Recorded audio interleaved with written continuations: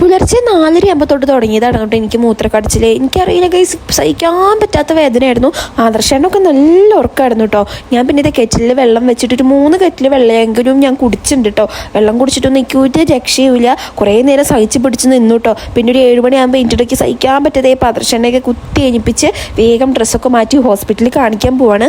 കേരളയിൽ നമ്മുടെ പൂവാട്ടുപറമ്പ് കാണിക്കാനാണ് ആദ്യം വിചാരിച്ചിട്ടുണ്ടായിരുന്നത്. പിന്നെ പോണ വഴിക്ക് ആദർശേട്ടൻ പറഞ്ഞു എന്തായാലും ഷുഗറൊക്കെ ടെസ്റ്റ് ചെയ്യാൻ നിനക്ക് ഒരുപാട് മരുന്ന് മുന്നേ കഴിച്ചതല്ലേ, അപ്പോൾ അതിൻ്റെയൊക്കെ ചിലപ്പോൾ എഫക്റ്റ് ആയിട്ട് ചിലപ്പോൾ ഷുഗറൊക്കെ ഉണ്ടാവും എന്ന് പറഞ്ഞിട്ട് എന്നെ കൊണ്ട് നിർബന്ധിച്ചിട്ട് ഷുഗറും പിന്നെ കൊളസ്ട്രോളൊക്കെ ചെക്ക് ചെയ്യിപ്പിച്ചു. എൻ്റെ ഈ എക്സ്പ്രഷൻ കാണുമ്പോൾ തോന്നും ഞാൻ ആദ്യമായിട്ട് ബ്ലഡ് എടുക്കാമെന്ന്. പക്ഷേ കഴിഞ്ഞ മാസങ്ങളിലൊക്കെ ദിവസം എത്ര കുത്ത് കിട്ടിയാൽ എന്നാലും നമുക്ക് ഇഞ്ചക്ഷൻ കാണുമ്പോൾ ചെറിയൊരു പേടി ഉണ്ടാവുമല്ലോ.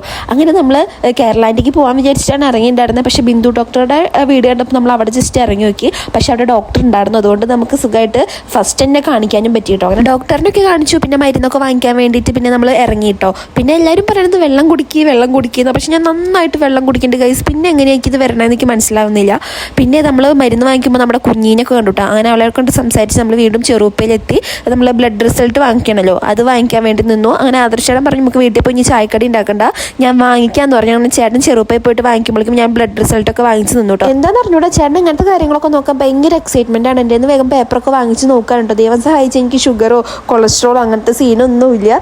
അപ്പോൾ ആദർശേട്ടൻ പറയണം ഭാഗ്യം ഇതും കൂടി നിങ്ങൾക്ക് കുറവുള്ളൂ എന്നൊക്കെയാണ് കേട്ടോ. അങ്ങനെ വീട്ടിലെത്തി ഇതേ മുണ്ടൊക്കെ ഊരി ആൾ തോളത്തൊക്കെ ഇട്ട് നടക്കാൻ കേട്ടോ. പിന്നെ ഞാൻ പോയിട്ട് വേഗം ചായക്കൊക്കെ വെള്ളം വെച്ചു. പിന്നെ ഞങ്ങൾ 3 പേരും കൂടി ചായ കുടിക്കാൻ വേണ്ടി ഇരുന്നു കേട്ടോ. മീൻകറി തലേ ദിവസം ഉണ്ടാക്കിയ കാരണം നമുക്ക് സുഖമായിരുന്നു. അപ്പോൾ നമ്മൾ പൊറാട്ട വാങ്ങിച്ചിട്ടുണ്ടായിരുന്നേ. ആദർശമായിട്ട് എനിക്ക് തന്ന ഏറ്റവും വലിയൊരു പണിയായിരുന്നു ഈ ഞണ്ട്. ഇവിടെ ഞണ്ട് എനിക്ക് എൻ്റെ വീട്ടിൽ ഞണ്ട് വാങ്ങിച്ചിട്ടുള്ളൊരു പരിചയമില്ല. ഇവിടെ റീനമ്മയ്ക്കും ഇവിടെ ഉണ്ടാക്കാറുണ്ട് ഇത്ര. ഇവിടെ അച്ചാച്ചനൊക്കെയാണ് നന്നാക്കി കൊടുക്കാറെന്ന് പറഞ്ഞത്. അപ്പോൾ അമ്മയ്ക്കും നന്നാക്കാറിയില്ല. അങ്ങനെ ഞാൻ തന്നെ അത് ഏറ്റെടുത്ത് നന്നാക്കി സെറ്റാക്കാറുണ്ട്. അപ്പോൾ ഞാൻ കറി വെക്കുകയായിരുന്നു, അമ്മ അത് ക്ലീനിങ്ങിലാണ് അടിച്ചൊരു തുടക്കുക. അപ്പോൾ പിന്നെ കുറച്ച് പാത്രങ്ങളൊക്കെ ഉണ്ടായിരുന്നു. അപ്പോൾ ഞാൻ കറി വെക്കുന്നതിൻ്റെ ഇടയിൽ തന്നെ വേഗം പാത്രമൊക്കെ കഴുകി സെറ്റാക്കായിരുന്നു കേട്ടോ. നമ്മൾ അടുപ്പിലാണെന്ന് കറി വെക്കണേ. അപ്പോൾ പാത്രമൊക്കെ കഴുകി അവിടെയൊക്കെ തുടച്ച് സിങ്കൊക്കെ കഴുകി സെറ്റാക്കി കേട്ടോ.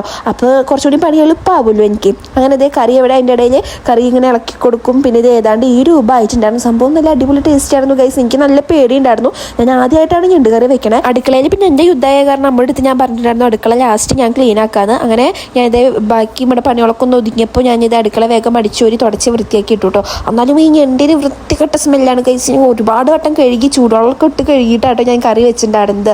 അങ്ങനെ വേഗം അടിച്ചോരി അടുക്കള തുടച്ചു. അതിൻ്റെ ഇടയിൽ നമ്മുടെ അടുപ്പത്ത് സംഭവം ഉണ്ട്. അപ്പോൾ ഞാൻ തീയൊക്കെ നീക്കി കൊടുത്തു. പിന്നെ അടുപ്പത്ത് തന്നെ വെച്ച് അങ്ങനെ വറ്റിച്ച് റോസ്റ്റ് ആയിട്ട് എടുത്തു കേട്ടോ. പിന്നെ അമ്മയ്ക്കും ആദർശേട്ടനും ഭയങ്കര ഇഷ്ടമായി. അങ്ങനെ നമ്മൾ ഫുഡൊക്കെ കഴിച്ചു. അപ്പോൾ നമ്മുടെ വീഡിയോ ഇത്രയേ ഉള്ളൂ. ബൈ.